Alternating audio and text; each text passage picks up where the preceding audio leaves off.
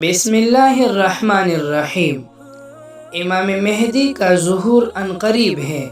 اور یہودیوں سے جنگوں کا آغاز ہو چکا ہے۔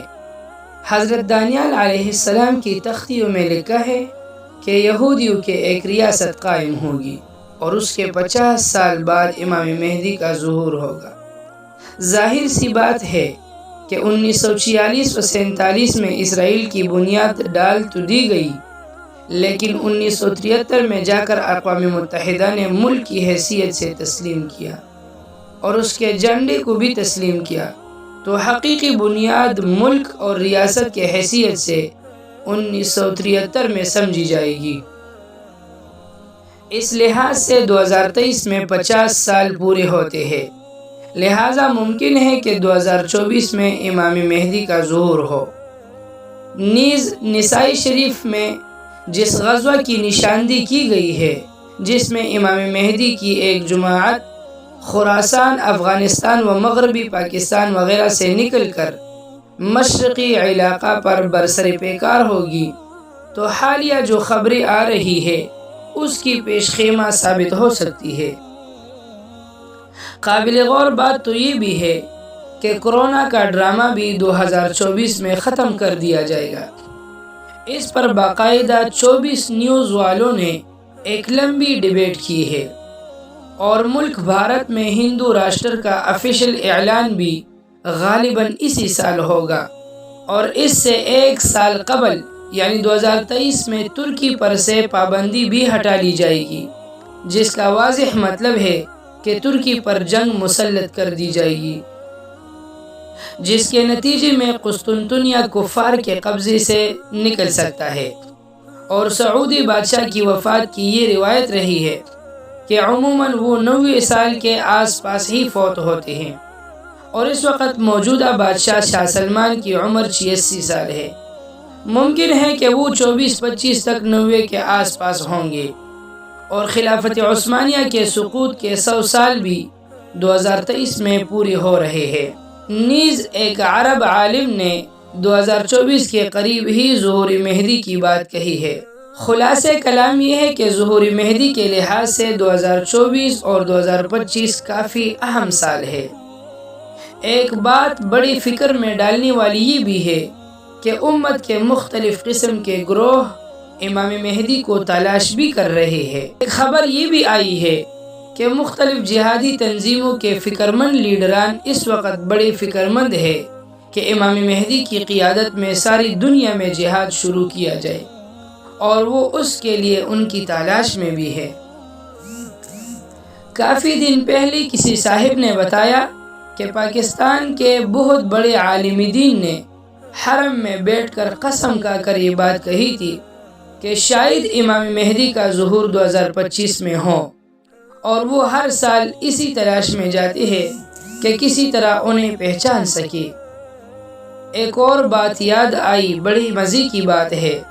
ایک بہت بڑی عالم دین کا بیان سنا جس میں انہوں نے سورہ کہف کی تفسیر کرتے ہوئے بڑا عجیب نکتہ پیش فرمایا کہ اللہ نے دجال کے فتنوں کا ذکر سورہ کہف میں کیا ہے، اور سورہ کہف 15ویں پارے کے نصف سے شروع ہوتی ہے۔ اس سے معلوم ہوا کہ دجال کا خروج 15ویں صدی کے نصف پر ہوگا۔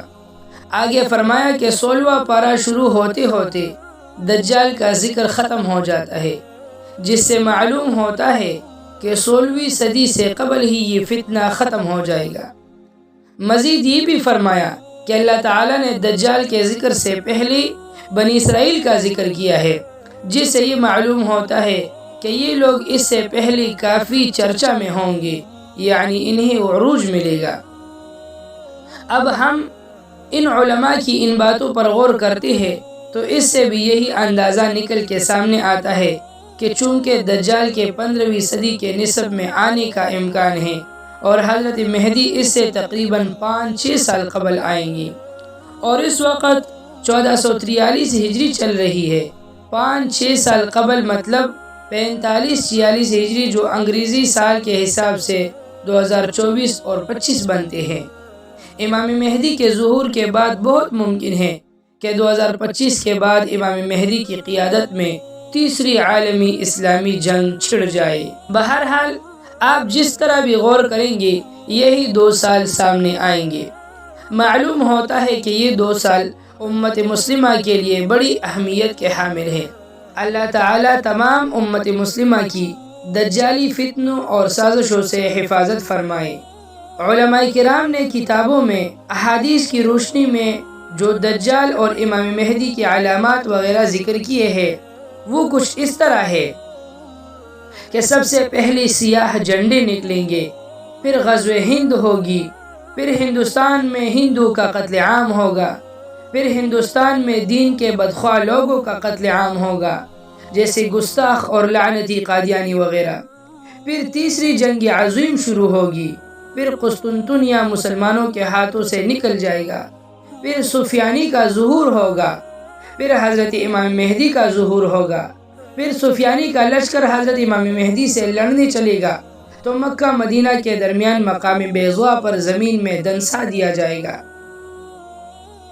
پھر بنو قلب کا لشکر امام مہدی کے ہاتھوں شکست کھائے گا جس کو لوٹنے کا حکم رسول اللہ صلی اللہ علیہ وسلم نے دیا ہے،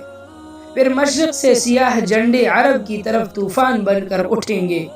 عرب کو بچانے کے لیے ساری یہودی نیوی میدان میں آئے گی اور سیاہ جھنڈوں کے ہاتھوں بری طرح تباہ ہوگی، پھر حجاز مقدس کا محاصرہ توڑنے کے لیے خلیج فارس کے نزدیک سیاہ جھنڈے دجالیوں سے بڑا زبردست معرکہ لڑیں گے اور محاصرہ توڑ دیں گے، پھر یہ لشکر امام مہدی کی بیعت کے لیے آگے بڑھے گا اور راستے میں نجد شہر ان کی طوفانی یلغار کی لپیٹ میں آ جائے گا، پھر یہ لشکر امام مہدی کے ہاتھ پر بیعت کرے گا، پھر یہ عربوں سے خزانہ طلب کریں گے، وہ دینے سے انکار کریں گے، پھر یہ سیاہ جھنڈے والوں کے ہاتھوں بری طرح قتل ہوں گے، ان کے قتل عام کے دوران سیاہ جھنڈے عرب کی ریت کو عربوں کے خون سے تر کر دیں گے۔ اس خوفناک قتل عام کا ذکر احادیث مبارکہ میں بھی ملتا ہے،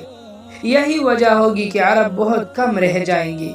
پھر عرب بھاگ کر مدینہ اور مکہ میں پناہ لیں گے اور اپنی جان بخشی کے لیے خزانہ دینا چاہیں گے لیکن سیاہ جھنڈے لینے سے انکار کر دیں گے،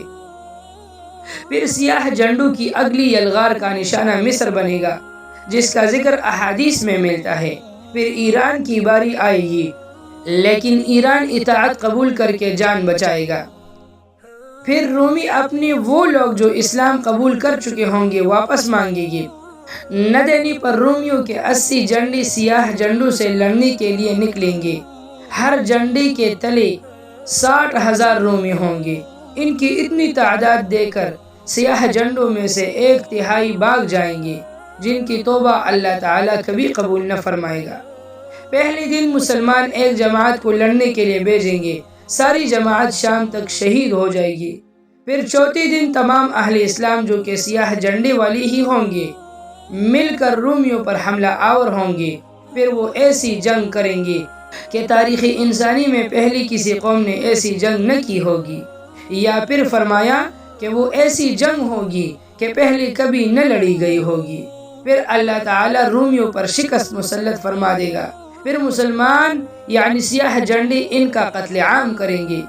یہاں تک کہ رومیوں کی لاشوں کے پہلو سے پرندہ اڑے گا، وہ مر کر گرے گا لیکن لاشوں کے سمندر کو پار نہ کر سکے گا، اور مر کر گرے گا پھر بھی تو ایک لاش پر۔ اس کے بعد آدھے سے زیادہ لشکر آرمینیا کی طرف جائے گا، سیاہ جھنڈے آرمینیا پر آندھی طوفان اور بلا بن کر نازل ہوں گے اور آرمینیا کو وہ تباہی دیکھنی پڑے گی جس کے سامنے بابل و نینوا اور بغداد کے قصے بھی ہیچ ہے۔ اس کا ذکر احادیث مبارکہ میں بھی ملتا ہے۔ لشکر وہاں سے ہوتا ہوا امام مہدی سے مل کر قسطنطنیہ کا محاصرہ کرے گا، اللہ سیاہ جھنڈوں کی جہاد کا صلہ یہ دے گا کہ ان کے نعروں سے ہی قسطنطنیہ فتح ہو جائے گا، پھر سیاہ جھنڈوں کا کچھ لشکر یورپ کی طرف نکلے گا اور جب یہ یورپ کی دہلیز پر پہنچے گا تو پوری یورپ میں کو حرام مچ جائے گا، لیکن یہیں پہ خبر بھی پہنچ جائے گی کہ دجال نکل آیا ہے، پھر یہ لشکر وہاں سے انتہائی تیزی سے واپس آئے گا، ان کی رفتار انتہائی تیز ہوگی۔ احادیث مبارکہ کے مطابق یہ بڑا ہی سخت امتحان ہوگا، انتہائی سخت وقت ہوگا، جو کوئی تھوڑا آرام کا وقت نکالنے میں کامیاب ہوگا وہی طاقتور تصور کیا جائے گا۔ آتی ہی عرب میں وہ رومی جو دجال سے ملے ہوں گے ان پر 3 جگہوں سے شب خون ماریں گے اور ان میں سے کوئی بھی بچ کر واپس نہ جائے گا۔ پھر مسلمان دیکھیں گے کہ حضرت عیسیٰ علیہ السلام تشریف لائیں گے اور دجال انہیں دیکھ کر پانی میں نمک کی طرح پگھلے گا۔ پھر وہ وہاں سے بھاگے گا اور مقام لد پر حضرت عیسیٰ علیہ السلام کے قحط و قتل ہوگا۔ پھر یہودیوں کا سیاہ جھنڈے والے قتل عام کریں گے۔ یہی وقت ہوگا جب مومنین مشرق سے لے کر مغرب تک فتوحات کے جھنڈے لہرا رہے ہوں گے، اور اللہ نے سورہ بنی اسرائیل میں جو وعدہ فرمایا تھا وہ وعدہ پورا ہوگا، یعنی کفر و سرکشی کرنے والی کوئی بھی بستی ایسی نہیں جسے ہم روز قیامت سے قبل ہی تباہ و برباد نہ کر دیں۔ پھر حضرت عیسیٰ علیہ السلام کو حکم ہوگا کہ کوہ طور پر جا کر قلعہ بند ہو جائے، یاجوج ماجوج نکل کر فتنے عظیم پھیلائیں گے۔ اللہ تعالیٰ ان پر اپنا قہر نازل کرے گا اور ان پر نفع نامی کیڑا لگ جائے گا اور ہلاک ہو جائیں گے۔ پھر 7 سال تک مسلمان امن و امان سے رہیں گے۔ امن اتنا زیادہ ہوگا کہ بچہ شیر کو بھگا دے گا، جہاد ختم ہو جائے گا، تلواریں دراتیاں بن جائیں گی، شیطانیت تباہ ہو چکی ہوگی اور شیطان کو جو قیامت تک کی مہلت دی تھی ختم ہوگی۔ پھر ایک نرم ہوا چلے گی جس سے دنیا میں اسلام ختم ہو جائے گا۔ اب حبشی دنیا پر حکومت کریں گے اور نفس کی حکمرانی ہوگی۔ ایک حبشی ٹیڑھی پنڈلی والا، نیلی آنکھوں والا اور ٹھگنا خانہ کعبہ کو گرا کر پتھر سمندر میں پھینک دے گا، غلاف جلا دے گا، خزانہ کو گر لے جائے گا۔ پھر قیامت مرحلہ وار شروع ہوگی اور تمہارے رب کے وعدے کا وقت آ جائے گا۔ فتنہ دجال بہت سخت ہوگا، اس سے حفاظت کے لیے ہر جمعہ کے روز سورہ کہف کی تلاوت ضرور کیا کرے۔ یہ قیمتی معلومات علماء کی رائے اور علماء کی کتابوں سے لی گئی ہے۔ باقی حقیقت اللہ ہی کو معلوم ہے کہ دجال اور امام مہدی کا ظہور کب ہوگا۔ اللہ تعالی ہمیں ایمان کاملہ نصیب عطا فرمائے اور تمام امت مسلمہ کو ان تمام دجالی فتنوں سے حفاظت فرمائے، آمین یا رب العالمین۔